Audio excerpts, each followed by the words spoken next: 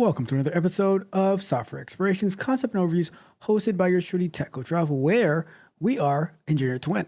In today's episode of Software Explorations, we are going to be talking about story pointing. So last week we talked about our story refinement meetings, and one of the big part of story refinements is story pointing. So we're going to be talking today about how story pointing is done, the different methods and techniques to do it, but before we do that, I need you to do me a big favor. We are growing here. So do me a favor, like the video, share the video, subscribe to the channel, hit the notification bell so you know every time that we go live and drop new content, as well as share it with a friend who is looking to be in the tech space or who is already in the tech space, who can find tons and tons of value from the videos that we have here. Share that today. Thank you so much. And go over to techcoachralph.dev and sign up for free. We have exclusive content over there, content from our sprint reviews that I do with the Tech Barbarians, as well as the full Scrum Night. I have content about LinkedIn, how to use LinkedIn effectively, how to use Glassdoor to research for jobs and salaries and job and interview questions that the companies ask, and how to use AI as well to know what questions you can ask to the company to the interviewer as well, right? To the employer. Ask what questions you can ask them so that it can give you a leg up. As well as you can sign up for one-on-one coaching. We can work together. We can run it up. That is my goal, to help you, to help yourself. All right. That is techcoachralph.dev. Sign up today. Don't hesitate. And let's go. Let's run it up. Let's run it up. All right. With that being said, let's jump into our presentation for today. Like I said, we're talking about story pointing. So let's get to it. All right. So story pointing, a guide to estimation in Agile Scrum. Our agenda for today, we're going to go through our introduction of what story pointing is, why we use story points, how points are actually estimated, the common scales, planning poker, that's a technique that we use, story points and sprints, the best practices, some challenges and solutions, always like to give solutions, calculating team velocity, and then we're going to wrap it up with our conclusion, all right? So let's jump into it. So what exactly is story pointing? Story pointing is a technique to estimate the effort and complexity of tasks in Scrum. As we know, Scrum is the framework that we use, where we have our sprints, and we have and the sprints can be from 1 to 4 weeks, and we're going to say how much work we can do. So the story pointing part is where we're gathering what's the level of effort to a story, and then we are going to estimate that based on the different tools. And then we can decide, okay, what can we fit into a sprint? So this helps us predict how much work we can fit into a sprint. All right, so let's continue. So why use story pointing? Why can't we just say, let's just estimate, right? So the reason that we use story pointing, it moves away from time-based estimates, saying it's going to take this many days or this many hours, focus on relative size and complexity. So we're not necessarily comparing like how much time it takes to do the work, but we're saying, all right, based on other work that we've done, how much bigger or smaller is this story? How much harder or easier it is to do this story, right? Story pointing also avoids overcommitment. So we can say, all right, let's say we have a massive story. This is like let's say 21-point story, right? That's too big. So what do? We say, okay, what are the different ways we can break the story down into smaller bite-sized pieces so that we can attack it? You know how they say how to eat an elephant, one bite at a time. So how can we break the story down? How can we make it more of a we can't, if we commit to a 21-point story, it's going to be so hard to get it done. It might go towards multiple sprints. So can we break the story down into much smaller pieces? And then it supports team velocity and tracking over time. So by having story points, you have a way to look back and say, okay, when we did this story at a 3, now we have a similar story coming down like maybe 2 or 3 months later. Does that match? Did we overestimate before? Did we underestimate before? Are we in line? So it just helps you with data so that you can see if it, so over time you can see how we're doing. Like maybe 2 sprints ago, we committed to 15 points, but we committed 18. But the last sprint, we committed to 14 points, but we committed 10. Or we committed to 14 points, but we completed 10. So helping us over time to get the right balance. Remember with Goldilocks and the Three Bears, the papa bear was too hot, the mama bear was too cold, but the baby bear was just right. So That's what using the story points helps us do when we're tracking team velocity. So how are points estimated, right? So the things to consider: complexity, how hard is it to complete the story? Effort, how much work is actually needed? So something could be very easy, but it takes a lot of work to get it done. The same way something could be very hard to do, but it can be done fast, believe it or not, right? It's like it's not that much work needed to do it, but it's really really hard to do it. Like figuring out how to do it is quick, or figuring out how to do it is hard, but actually getting it done is not much effort. So it's there's so many different components when it comes to getting a story done, right? And then risk and uncertainties. What don't you know, right? So going into pointing, if you know everything that's involved with it, then you might point lower. But if there's some things that you still need to figure out while you're working on the story, then you might start pointing higher because there's things that you don't know about. And then relative estimation, compare tasks to each other instead of giving absolute values. So basically weighing a story amongst another story. And another thing to do as well, right? When you don't have this absolute scale, you're saying, all right, based on our team. So you don't compare the way that your team works with another team's work to the way another team's works, right? So the story pointing and the estimates are for you, so you can know what you can do and what you can't do. So you're comparing the task to each other task instead of giving it an absolute value, because based on the way that you work, things will change. Scales for story pointing, right? So, so we have the Fibonacci sequence. So the Fibonacci sequence in the Patreon techcoach.dev, I uploaded recently a video that I did when I first started the Tech Barbarians coaching group, and I broke down how the Fibonacci sequence works, why they use 1, 2, 3, 5, 8, 13, 21, and so forth. And the purpose of that is it helps teams avoid giving false precision, right? And how does the Fibonacci sequence do that? So if you look at it, you see, so you have a 1 and then it goes to 2, right? So you just keep adding that number to the last number. So with 1, if you add a 1 to 1, it's going to give you 2. If you add 2 to 1, it's going to give you 3. If you add 2 to 3, it's going to give you 5. If you add 5 to 8, it's going to give you 13. If you add 8 to 13, it's going to give you 21. The reason, real quick, the reason that they do it that way is because when you start to point where, like, what's the difference between a 4 and a 3, right? You might start to estimate in a way that it doesn't give much daylight between the two. But now when you start seeing a difference between a 3 and a 5, you can say, okay, this might be a 3, but not necessarily a 5, not the level of effort, or vice versa. But then you go to an 8. So it just keeps a distance. So you don't start, going into a 6 or a 7. You have no difference between what's a 6 and an 8. I don't see much difference. But now 8 to 13. So now it just keeps putting the gap bigger and bigger, so that you can accurately estimate the level of effort, because you might not say, okay, this. Let's say something falls between like a 5 and you might estimate between a 5 and an 8, right? But it's not worth a 7, but you might feel like it's a 6 level effort, so you might go to a 5, right? So it's just a way to, like, and we can probably go into much deeper in this. Like I said, I have in the Tech Coach Trough Patreon, where I break this down. We go through articles on why they do it the way that they do, but this is a really quick explanation on keeping the numbers apart so that you don't get confused and your estimations aren't too close to one another, right? Some other ways that they do story pointing is by t-shirt sizes. So extra small, medium, large, extra large. We spoke about that in the story refinement video that we did last week.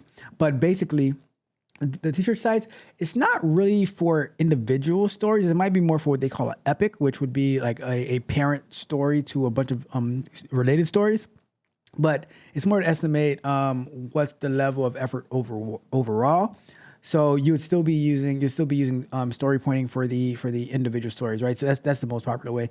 But the teacher sizes, it's to give a more idea of the level of effort. And then this one I've never heard of before, but the power of 2s. So it looks like they just double it up each one. So 1, 2, 4, 8, 16. I don't think this is a commonly used one from what I know, but I think it would work equally as well as the Fibonacci sequence.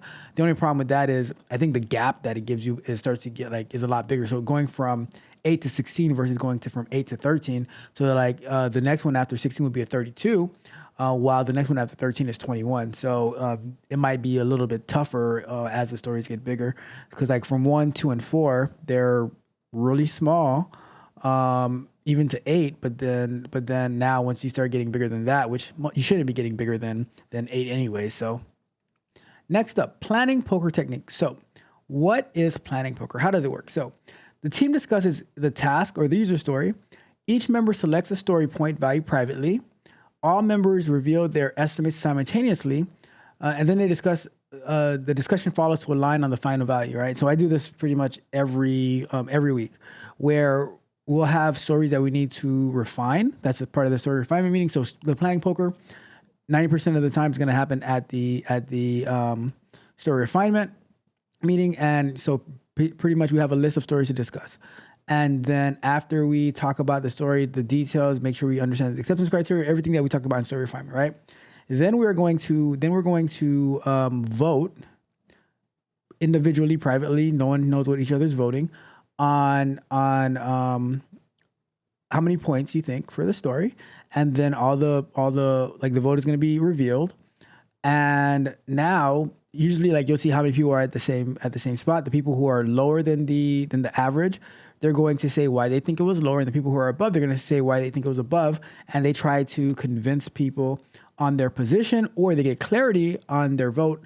And then what happens is sometimes people will say, okay, you know what, you're right, I didn't think about that, and they go higher. Or they say, oh yeah, you're right, this is we do have this already available, and they go lower. And then sometimes the people who are higher or lower, they understand why the average is that way, and then they agree that that is the average, And then at the end of the day, if someone just doesn't agree on the story pointing, it's, as long as it's not way too off, at the end of the day, the majority is going to rule with the consensus, because we're not just going to say, okay, well, this one person thinks it's a 13, so it has to be a 13. We just try to, but we do try to collaborate and get insight. So, and the story planning, like I said, it encourages collaboration and prevents groupthink. And I think that's very, very important, because you get to prove, you get to share your thoughts and get clarification, because you might be missing something that you need an answer to. Or you might have that valuable insight, because I've seen before when everyone in the group was a certain number of points, but then somebody else had a higher pointing, and they had a very good reason, and everybody was like, you know what, you're right, and they all shifted to what that person said, and sometimes going lower as well. So it's very, very, very, very useful practice to do. So using story points in sprints. So sprint planning. Select tasks based on total points the team can complete. The velocity. So the velocity is, like we were saying last week, it's a calculation that says, based on the past X amount of sprints, your team was averaging about 20 points per sprint, right? So we're going to say the team capacity is 20 points. So then we are going to gather stories that total up to about 20 points, sometimes a little bit less, sometimes a little bit more. And that's what we're going to be added into our current sprint. It helps track progress because we use a burn down chart to visualize completion of story points during the sprint.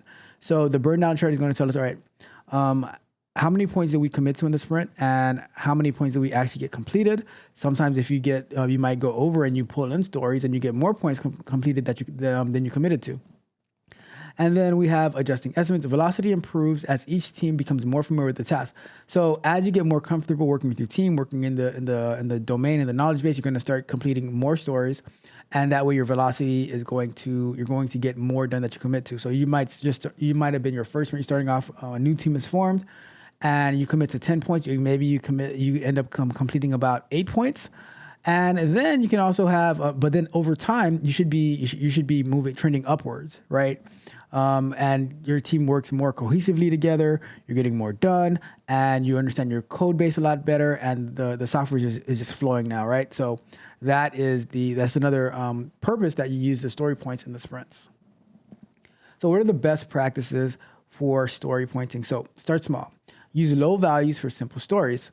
So if it's I want to give an example of a story, but if it's a simple story, quick to do, very low level of effort, then start with a low point, right? Ensure the team aligns on the same understanding of what different points mean, levels mean. So we have to align on what type of stories do we think, like what's the level of effort do we think, or the complexity do we think is going to be a 1, 2, 3, 5, 8, 13, 21, so that we can have the same baseline. So when we're pointing, we have a good understanding of what each other are pointing based on.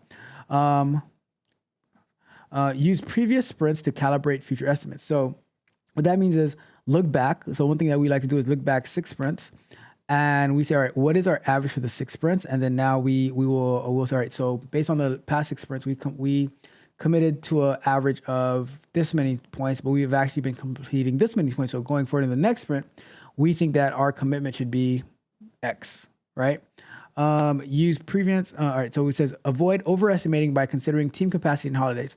So one thing that software development teams tend to get themselves in trouble is that they'll think the pointing that is suggested is low, so then they go higher, and then they barely end up completing what the suggestion was, right?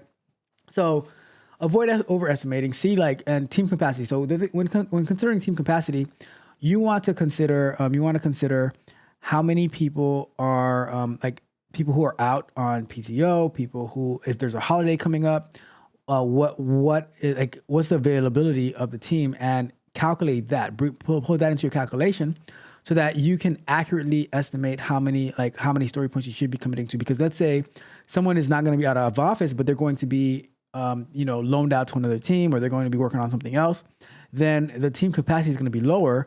And you say, oh, well, I just want to commit to what it should be. Well, you're missing a person. If there's a holiday coming up, then you need to make all those necessary adjustments, have the right calculations for that. So what are some challenges and solutions to story pointing? So the challenge, over or underestimating. That's a big problem where sometimes we think that a story is easier than it really is, and then it ends up taking us a lot of time. Or we think a story is harder than it really is, and then we end up getting it done really fast, and now we don't have enough stories in the sprint. So now we have to pull a bunch of stories, which messes up with our velocity and what we committed to. The solution is to review and adjust based on retrospective feedback. So we spoke about retrospective recently. Talk about that. It's very, very important to have these conversations in certain retrospectives. See what the problem is, and fix it. So if you're overestimating, then see why you're overestimating. Maybe you're not having enough discussion. Over or underestimating, right? Maybe you're not having enough discussion during the story refinement meeting. Maybe everyone doesn't properly understand the stories yet. Maybe there's not enough details in the story, so you need to get that worked out. So the next challenge, inconsistent estimates across the team. The solutions, collaborate points regularly with team discussions. So basically, if the estimates are all over the place, right? Maybe, and it could be on a team base or it could be on an individual base, right? Let's say one sprint, we estimate a 3, right? And then the next sprint, and 2 sprints later, for the same type of story, now everyone's estimating 8. Why is that? Why? Or everybody estimates a 3, and then one person estimates an 8, but there's not really much of a reason for it, And that's why, when I'm working with the Tech Barbarians, I always try to. I say, all right, go watch the very first video that we did on the Tech Barbarians before you join, to have a good understanding of how pointing works. If you don't just point when you don't understand. Ask questions. How does this work? Why are we doing it this way? So, and what's my involvement, so that you can actually have good, accurate pointing. So all that is very, very important. And that's why the solution is collaborate points regularly with team discussions. The last challenge, misusing story points as a performance metric. The solution, emphasize team collaboration over individual contribution. So story points should not be used as a performance metric.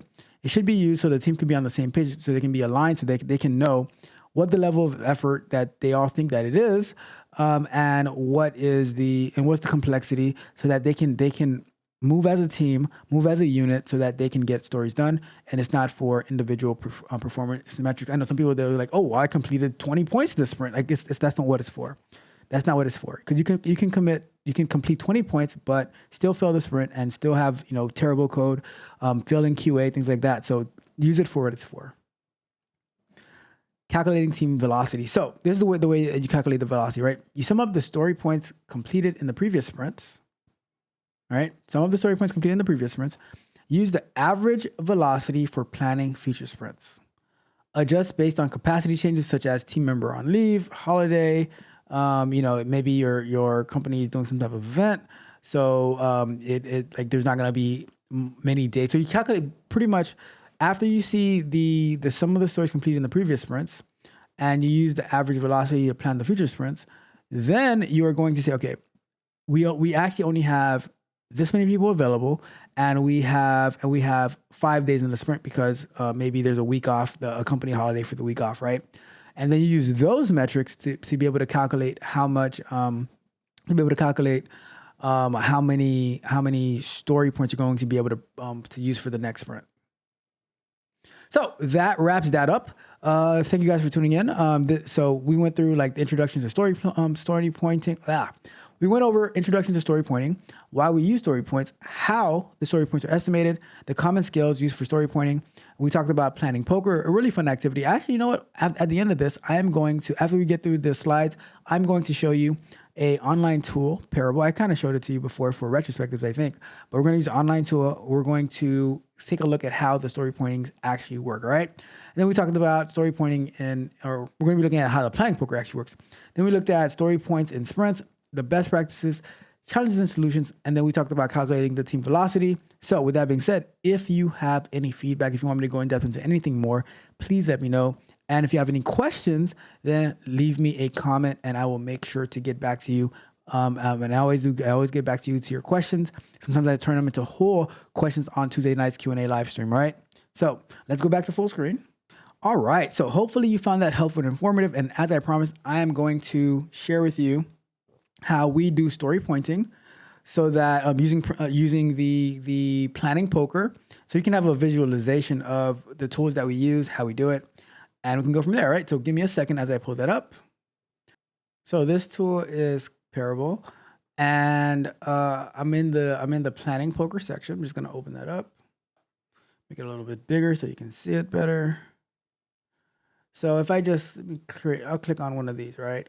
And so you choose the stories that you want to point. And then when you click over here, it will tell you, all the details for the story.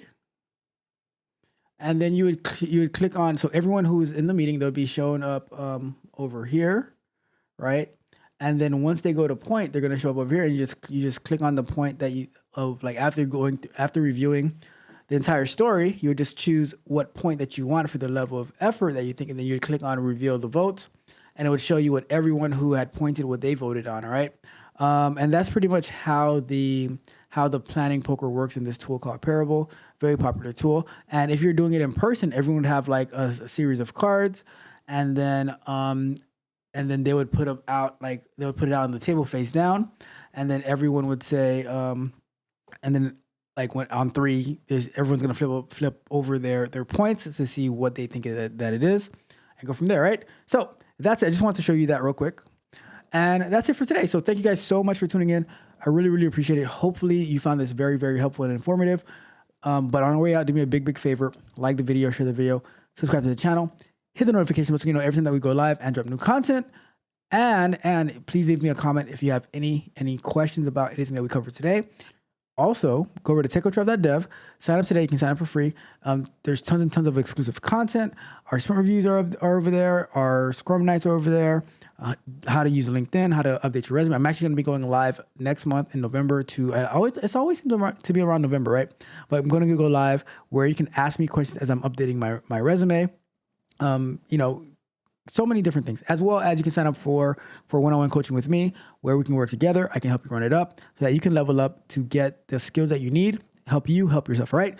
With that being said, we're going to get out of here. Thank you guys so much for tuning in. Have a wonderful, wonderful rest of your week. This is Tech Coach Ralph. We are out. I walk in the room, people staring me down. Cold from the past makes my head spin around. Who wrote this mess? Not me, that's for sure. But now it's my problem, I've gotta endure. Invitations, wrong logic all over the place. Variables scattered, oh what a disgrace. Function so bloated, comments nowhere to be found. I try to refactor, but I feel like I'll drown. But there's beauty in the struggle, a thrill in the chase. Finding that one bug I can finally embrace. It's a love-hate thing, got me on the line. Legacy code, you're a problem, but sometimes you shine. I'm in a love affair with this legacy code. Sometimes you got me, sometimes you implode. But when I get through and I see that green light,